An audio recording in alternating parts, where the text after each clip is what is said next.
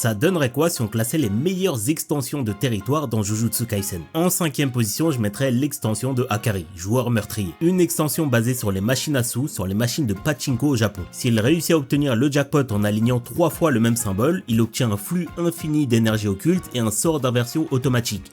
Et tout ça pendant 4 minutes et 11 secondes. En gros, pour faire simple, il devient littéralement immortel pendant ce temps. Ensuite, en 4ème position, je mettrais l'orbe d'isolement de Mahito. C'est un territoire assez simple qui lui permet de lancer son sort inné mais sans être en contact avec l'ennemi. Son sort inné, qui je vous le rappelle, lui permet de manipuler et fusionner les âmes de ses ennemis. Avant le top 3, si t'aimes Jujutsu Kaisen et les animés, n'hésite pas à t'abonner, je fais des vidéos tous les jours. Merci à Le Parisien, Ghost et KK, les 3 derniers abonnés. En 3ème position, le territoire de Yuta, amour universel sans équivoque. C'est un sacré nom de merde. Dedans, il a des centaines de katanas plantés dans le sol et chacun d'eux possède un sort qu'il a copié. Il peut donc utiliser chacun de ses sorts en prenant le katana en question et chacun de ses sorts peut être affilié à son territoire pour devenir imparable. En 2ème position, évidemment, le territoire de Sukuna, un territoire qui n'a même pas de barrière. Dans son hôtel démoniaque, ses 2 attaques lacération et dissection attaquent sans interruption les ennemis qui se trouvent dans la zone d'imparabilité. Et comme le territoire n'a pas de barrière, il peut être interrompu seulement si Sukuna décide de le faire ou si Sukuna est trop affaibli pour le maintenir. Et finalement, sphère de l'espace infini de Gojo. Dedans, en dehors de Satoru et de ceux qu'il touche, les ennemis prennent un flux gigantesque et infini d'informations. Ce qui les stun complètement, Sukuna lui-même ne pouvait plus bouger et utiliser son territoire.